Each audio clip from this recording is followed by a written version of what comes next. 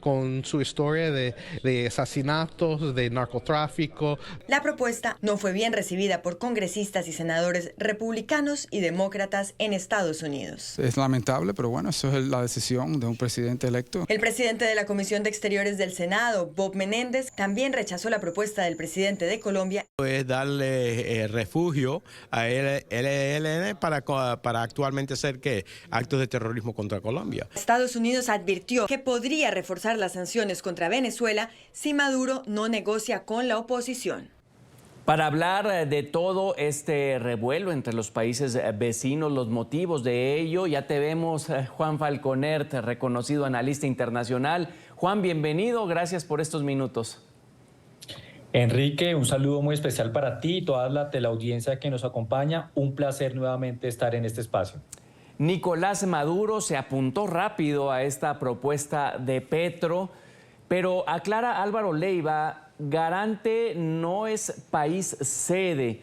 Es importante puntualizar esto, ¿por qué?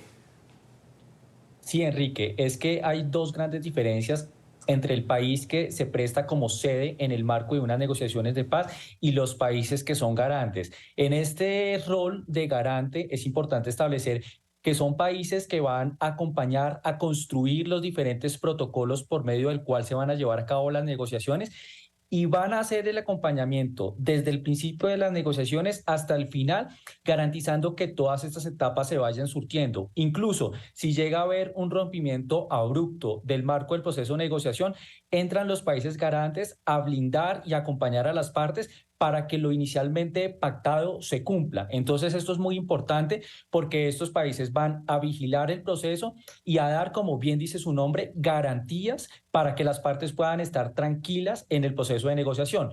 Pero insisto, no son lo mismo el país garante al país donde vaya a ser la sede del marco de las negociaciones. Sin embargo, este papel protagonista, sin duda, que jugará Maduro, de alguna manera le da mano, por decirlo así, cierta influencia.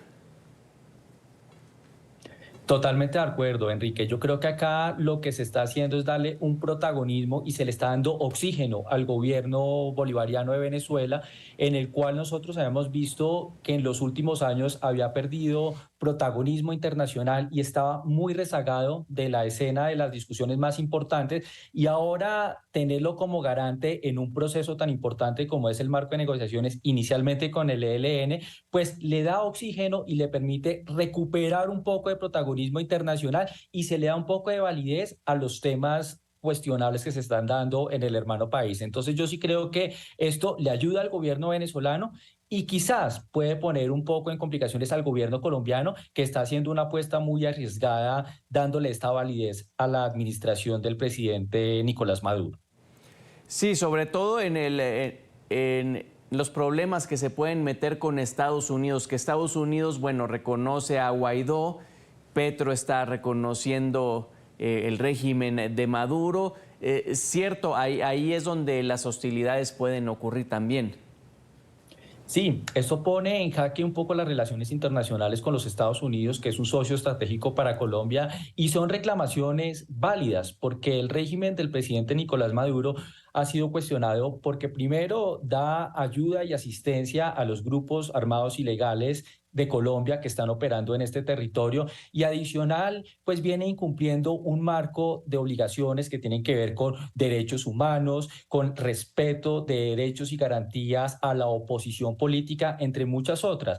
Entonces los Estados Unidos sí cuestiona que un país que no es ejemplo en el marco de ejercicios democráticos pues esté hoy siendo garante de un proceso tan importante, y los Estados Unidos también percibe ese protagonismo que se le está dando nuevamente a Venezuela, y es una contraposición a lo que ha venido, digamos, históricamente haciendo Colombia, a pesar de que Venezuela ha sido garante en diferentes procesos de paz. No es la primera vez que lo hace, lo hizo con las FARC y anteriormente lo ha hecho con el ELN, pero esta coyuntura es muy importante porque Venezuela estaba siendo castigado de manera internacional y hoy Colombia le da un protagonismo que seguramente nos va a poner en posiciones muy difíciles con la administración Biden y con el Congreso norteamericano.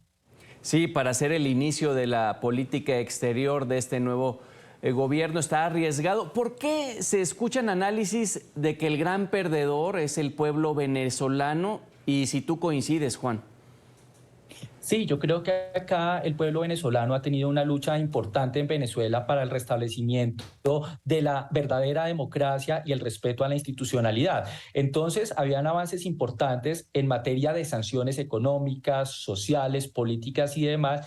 Y ahorita, con esta validez que se le da a la administración del presidente Nicolás Maduro, pues se pone un poco en cuestionamiento la lucha del pueblo venezolano y le da un poco la razón al gobierno de Venezuela. Entonces yo sí creo que acá el pueblo venezolano, que ha venido teniendo una lucha social importante, pues se va a ver un poco rezagada. Y a partir de este marco de negociación entre Venezuela y Colombia, vamos a ver cómo como el gobierno de Nicolás Maduro obtiene oxígeno nuevamente y va a cobrar protagonismo en el marco regional. Entonces yo creo que este sí es un punto lamentable, porque Colombia debería ser un poco más coherente en la defensa de los derechos y en la defensa de la democracia, y siento que es un duro golpe a la población venezolana que ha luchado por estos propósitos.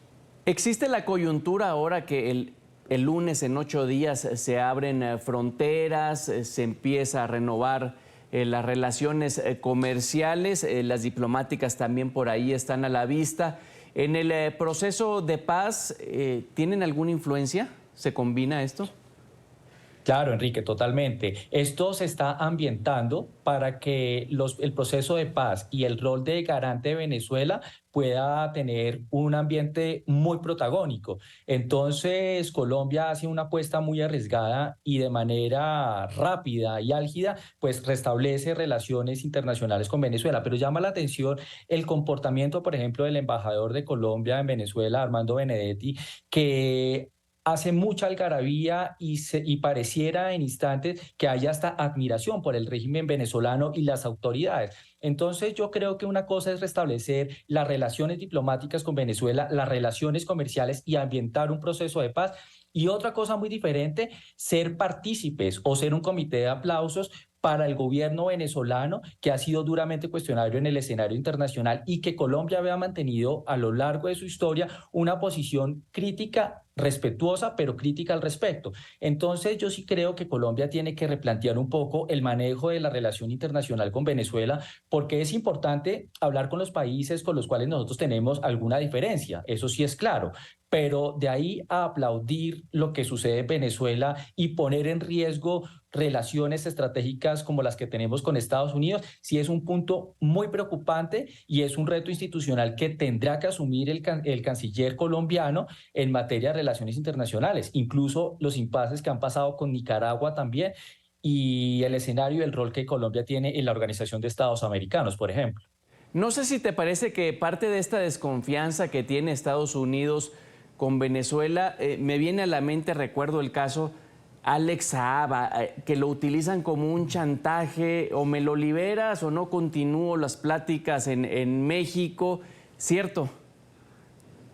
Sí, yo creo que aquí ese es un tema muy complejo porque, digamos, los aliados que ha tenido el gobierno venezolano pues han sido muy problemáticos, y esta persona que tú mencionas en particular, digamos, todo lo que se ha desenfocado, digamos, todo lo que ha demarcado, cómo se hace el proceso de captura, la importancia estratégica para el gobierno venezolano y sobre todo también lo que nos podría revelar de las relaciones, de las presuntas relaciones del gobierno de Venezuela con grupos irregulares o con apoyo a estos grupos armados, pues es un tema muy cuestionable. Pero yo sí creo que aquí lo más importante para rescatar es que Estados Unidos ha sido crítico en el manejo de las relaciones internacionales y todo el engranaje, lo que implica el gobierno venezolano.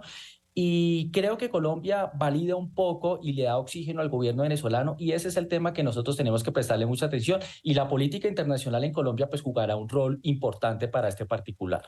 Es importante ser optimistas, pero hay una realidad. El ELN ha encontrado refugios, por decirlo menos, en territorio venezolano. Esta es la pregunta: ¿cómo puede ofrecerse de garante cuando es una especie de pronto de santuario en su territorio? Este es uno de los puntos más álgidos que tendría este acuerdo de paz, y es que la presencia de grupos armados ilegales en Venezuela procedentes de Colombia, pues ha sido un tema que siempre se ha reclamado y ha tenido una gran, digamos, complacencia por parte del gobierno de Nicolás Maduro. Entonces resulta contradictorio ser un país garante cuando hay un serio conflicto de intereses porque no se ha combatido en la forma en que todos esperaríamos estos grupos. Y no solo estamos hablando del ELN, sino de la segunda Marquetalia liderada por Iván Márquez, que también entraría en estos procesos y en estas dinámicas de negociaciones de paz.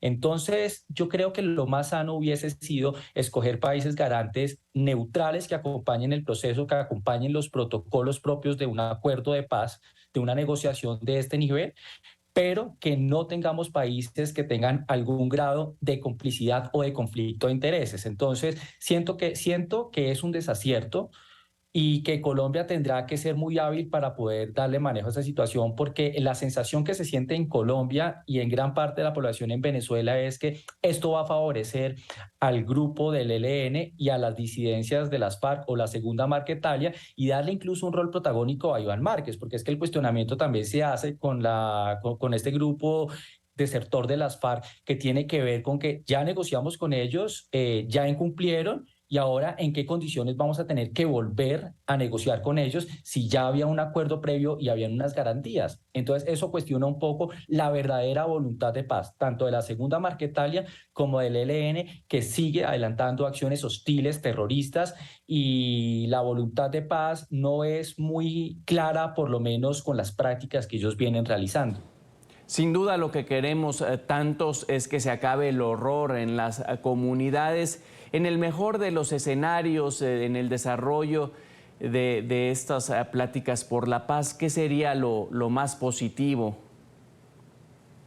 Pues bueno, digamos por ejemplo el tema de la paz total que ha propuesto el presidente Gustavo Petro, pues sería un sueño que tenemos todos los colombianos de terminar de más, digamos, unos 50 años de conflicto armado, de cerca de 6, 8 guerrillas fuertes que han tenido Colombia y que han causado tanto dolor al Estado, y pues ha dificultado mucho el marco del desarrollo institucional. El mundo ideal sería poder llegar a acuerdos de paz con todos estos grupos armados ilegales, pero sin duda alguna, para nosotros poder materializarlo, tenemos que garantizar que se surtan procesos de paz, pero también que haya un marco de legalidad, de legitimidad, ¿cierto? Y que se responda, digamos, por tantos hechos atroces que se han cometido y haya una verdadera voluntad de querer participar en la vida social. Entonces, pues ojalá al presidente Gustavo Petro le vaya bien en esta iniciativa, pero hay dos cosas y un llamado importante. Hay que negociar, pero también hay que seguir con las operaciones militares, y las Fuerzas Armadas en Colombia no pueden renunciar a su mandato constitucional de perseguir a estos grupos armados ilegales. Entonces la paz total tiene que ser muy analítica, tiene que ser muy constante, muy delicada, porque sí tienen que darse procesos y acuerdos de paz, pero también tiene que seguir la acción de las Fuerzas Armadas en Colombia. Creo que hay que buscar ese equilibrio. Parece ser que no es tan claro en estos momentos, pero lo ideal es que estos procesos de paz terminaran en un buen acuerdo y logremos vivir en paz por primera vez en Colombia. Acompañada siempre de acciones contundentes, de justicia, de sanciones. Juan Falconerte, muchísimas gracias por recibirnos la llamada. Enrique, a ti muchas gracias. Un saludo muy especial a la teleaudiencia.